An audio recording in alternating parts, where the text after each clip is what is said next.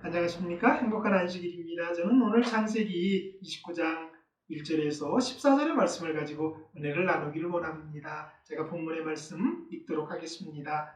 야곱이 전을 떠나 동방 사람들의 땅에 이르러 온즉 들에 우물이 있고 그 곁에 양세 떼가 누워 있으니 이는 목자들이 그 우물에서 양떼에게 물을 먹임이라.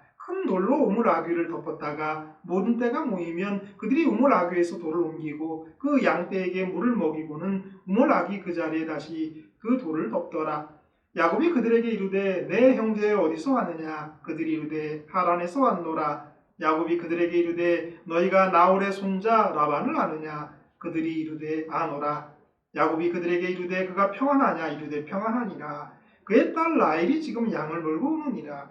야곱이 이르되 해가 아직 높은즉 가축 모일 때가 아니니 양에게 물을 먹이고 가서 풀을 뜯게 하라. 그들이 이르되 우리가 그리하지 못하겠노라. 때가 다 모이고 목자들이 우물 아귀에서 돌을 옮겨야 우리가 양에게 물을 먹이느니라. 야곱이 그들과 말하는 동안에 라헬이 그의 아버지의 양과 함께 오니 그가 그의 양들을 치고 있었기 때문이더라. 야곱이 그의 외삼촌 라반의 딸 라헬과 그의 외삼촌의 양을 보고 나아가 우물 어귀에서 돌을 옮기고 외삼촌 라반의 양떼에게 물을 먹이고 그가 라헬에게 입맞추고 소리내어 울며 그에게 자기가 그의 아버지의 생질이요 리브가의 아들을 됨을 말하였더니 라헬이 달려가서 그 아버지에게 말하매 라반이 그의 생질 야곱의 소식을 듣고 달려와서 그를 영접하여 안고 입맞추며 자기 집으로 인도하여 드리니 야곱이 자기의 모든 일을 라반에게 말하매 라반이 이르되 너는 참으로 내 혈육이로다 하였더라. 야곱이 한 달을 그와 함께 거주하더니 어느 날 아브라함 링컨이 휘하 강요들에게 엉뚱한 질문을 했다고 합니다. 만약 당신의 개의 꼬리를 다리라고 부른다면 개는 몇 개의 다리를 갖게 될까요? 그중 몇 명의 강요들이 5입니다라고 대답을 했습니다. 그러자 링컨은 그 대답이 옳지 않다라고 반박을 합니다. 아닙니다. 개는 여전히 4개의 다리를 가지고 있을 뿐입니다. 꼬리를 다리라고 부른다고 다리가 되는 것은 아닙니다. 보편적인 진리임에도 분명히 알고 있는 사실임에도 환경이나 분위기에 따라 진리와 사실을 저버릴 때가 우리에게는 간혹 있습니다.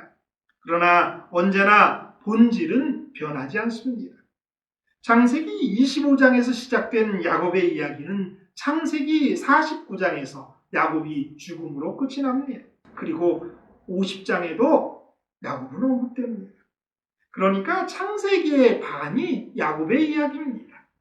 그래서 창세기에는 야곱이라고 하는 단어가 야곱의 행동과 관련되어서 또는 야곱에 대한 언급으로서 128회가 등장합니다. 우리가 기억하는 야곱에 대한 너무나 익숙한 표현도 야곱이라는 표현 속에서 등장합니다. 야곱이 잠 깨어 일어나서 야곱이라는 단어가 가장 많이 한 사건에서 언급되는 부분이 오늘의 본문입니다. 제가 본문의 말씀을 읽을 때에 빨간색으로 적어놓았던 것 기억하실 것입니다. 오늘의 본문에서만 9번 등장합니다. 야곱이 자기가 자기 인생의 주인공처럼 자기 스스로 뭔가 해보려고 하는 모습을 보게 됩니다. 그것이 오늘의 이야기입니다. 그러나 그렇게 야곱이 주인공이 되었을 때에는 하나님은 그 배후에서 일하시지만 그래서 야곱을 돕고 계시지만 그분은 감사와 찬양을 받지 못하십니다.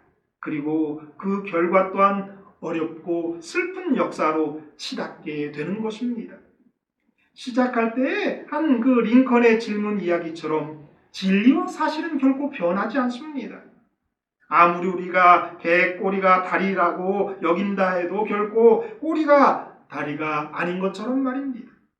그 진리는 무엇일까요? 그 사실은 어떤 것일까요?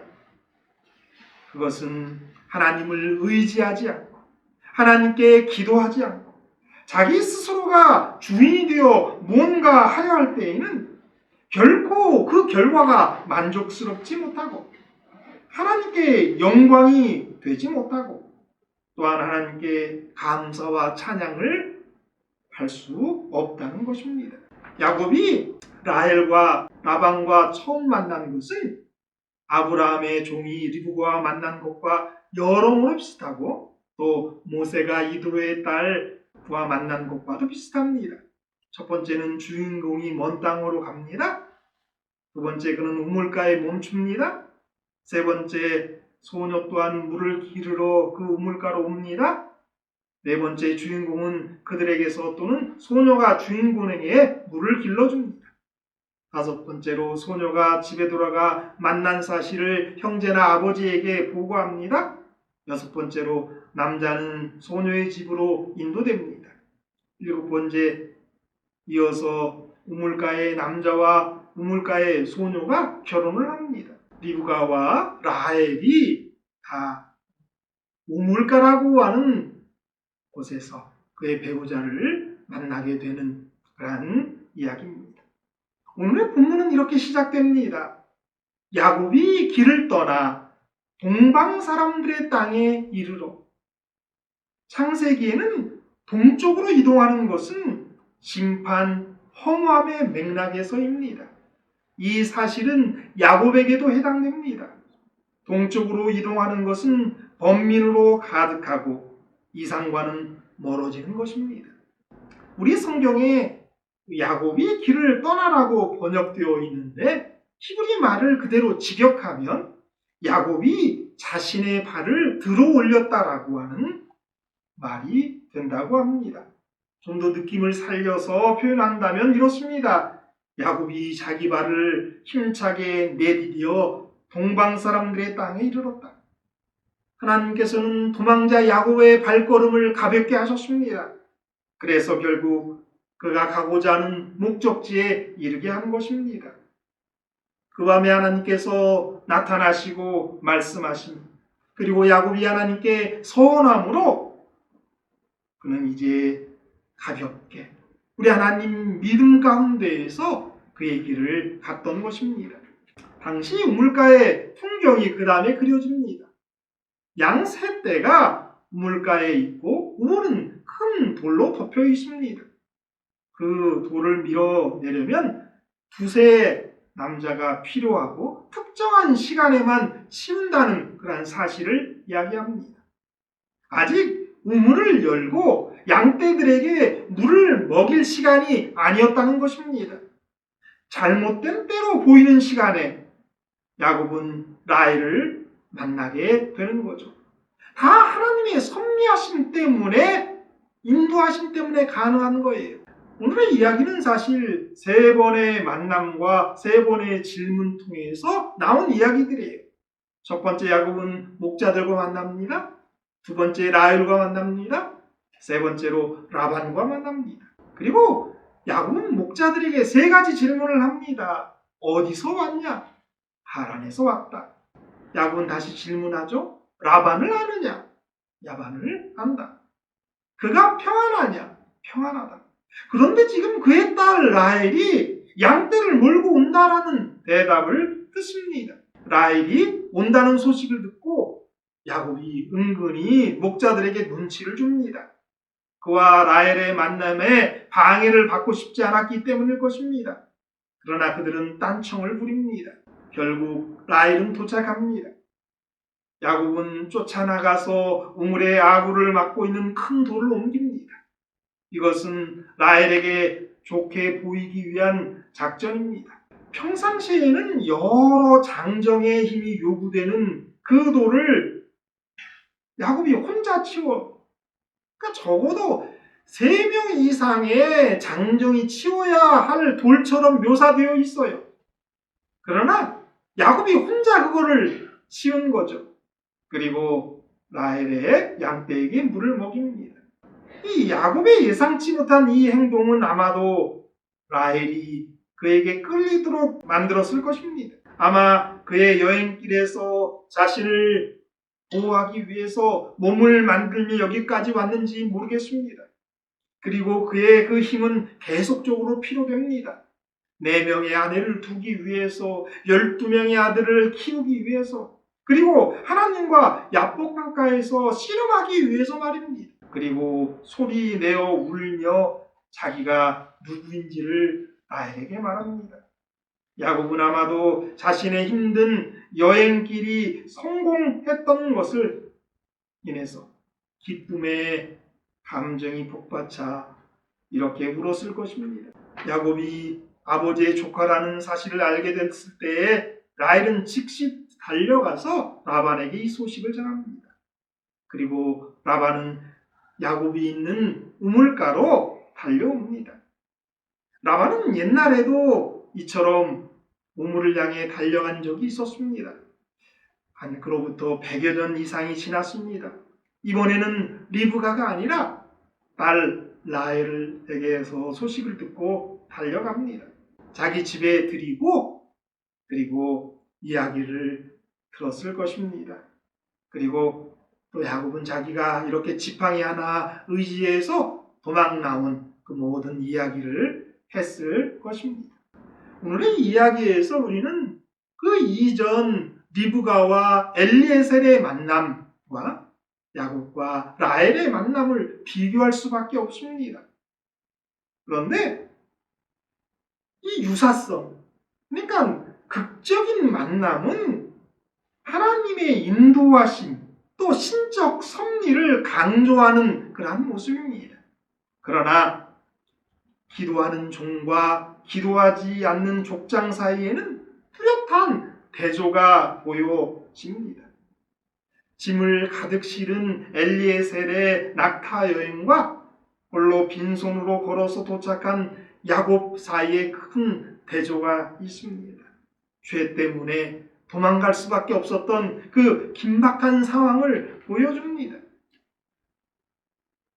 엘리에셀은 그 우물에 도착하자마자 기도를 드렸습니다.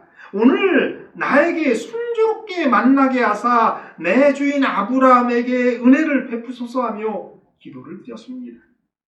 리브가를 만난 이후에도 그 사람은 머리를 숙여 여호와께 경배하고 하나님을 찬송했습니다. 그러나 야곱은 기도하지 않았습니다.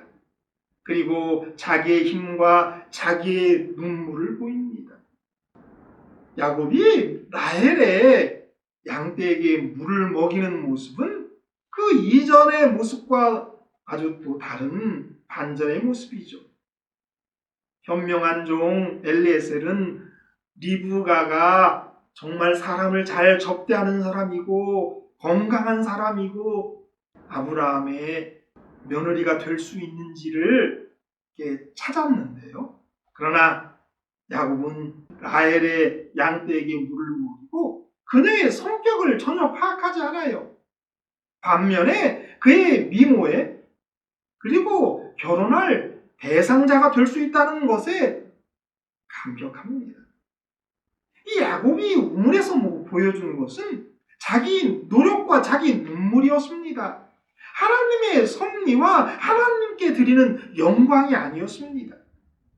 그는 자신이 예상치 못하게 적당한 때에 바로 그 정확한 장소에 있음을 알게 됩니다. 그러나 아브라함의 종과 달리 야곱은 기도한 적이 없기 때문에 아무런 찬양도 올리지 않습니다. 표면적으로 만사가 형통한 것처럼 보이나 그 아래에는 우물한 고난이 잠복해 있습니다. 이 비교할 수 있는 것은 또 라반의 반응입니다. 야곱을 만난 라반의 반응은 너는 참 내 혈육이로다 입니다. 아브라함의 종도 우물가에서 리브가를 만나서 라반의 집에서 부두엘과 라반 앞에서 지금까지 자기에게 일어난 모든 일을 말했을 때 그 종의 말을 다 듣고 부두엘과 라반은 이 일이 여호와께로 말미암았다라고 이야기해. 너는 내 참 혈육이다. 그런 얘기를 야곱은 엘리에셀은 이 모든 일이 다 하나님께로 말미암았다라는 얘기를 듣는 거예요. 모든 것이 비교되는 것입니다. 이러한 모든 문제의 시작은 야곱이 만든 것이 아님을 우리는 알 수 있습니다. 아브라함은 개방성이 있었습니다. 하나님께 맡겼습니다. 그래서 한정하지 않고 친족 중에서 하나님을 아는 셈의 후손 중 아브라함의 친족 중에서 아내를 구해오라고 이렇게 개방해 놓았죠. 창세기 24장 4절이에요. 내 고향 내 족속에게로 가서 내 아들 이삭을 위하여 아내를 택하라. 아브라함의 종 엘리에셀은 완전히 하나님께 맡김을 시도합니다. 창세기 24장 13절에서 14절이에요. 성중 사람의 딸들이 물을 기르러 나오겠사오니 내가 우물 곁에 서 있다가 한 소녀에게 이르기를 청하건대 너는 물뚱이를 기울여 나로 마시게 하라 하리니 그의 대답이 마시라 내가 당신의 낙타에게도 마시게 하리라 하면 그는 주께서 주의 종 이삭을 위하여 정하신 자라 이로 말미암아 주께서 내 주인에게 은혜 베푸심을 내가 알겠나이다. 그런데 이삭은 야곱을 보낼 때에 결혼의 대상을 한정해 버렸기 때문에 벌써 개방성이 사라진 것입니다. 창세기 28장 2절이에요. 일어나 밧담 아람으로 가서 내 외조무 부두엘의 집에 이르러 거기서 내 외삼촌 라반의 딸 중에서 아내를 맞이하라. 라반의 딸 중에서라고 아주 좁은 선택지를 남겨놓았습니다. 이것이 문제입니다. 리브가가 가나안 지역의 거부에게 시집을 갔고 잘 산다는 이야기 그 동네에 다 있었을 거예요.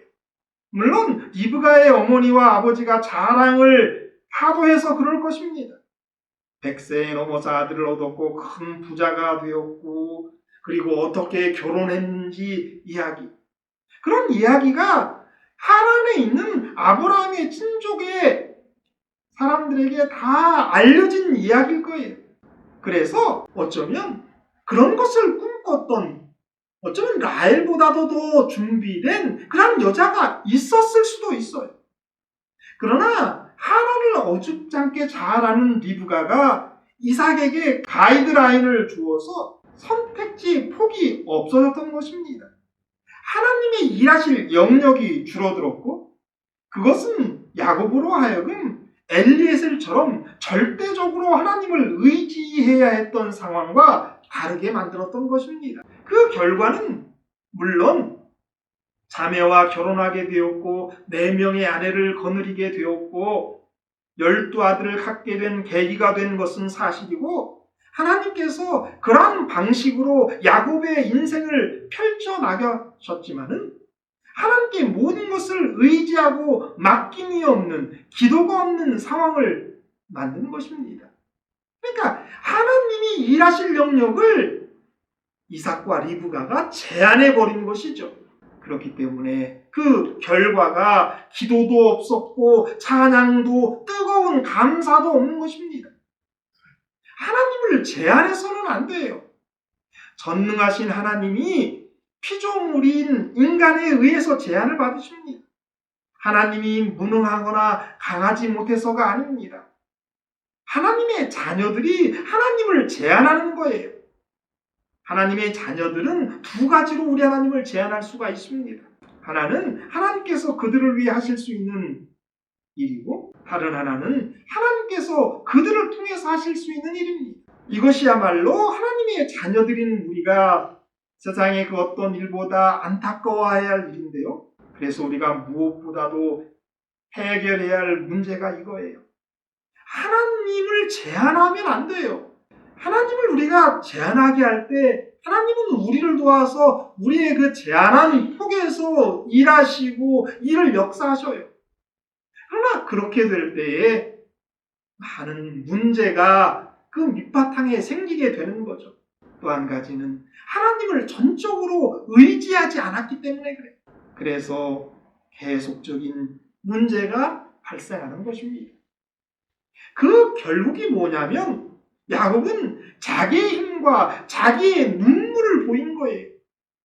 하나님께 감사와 찬양을 돌리는 대신에 자기의 힘을 보여줬고 자기의 눈물을 보여주는 그런 일밖에 하지 못했단 말이에요.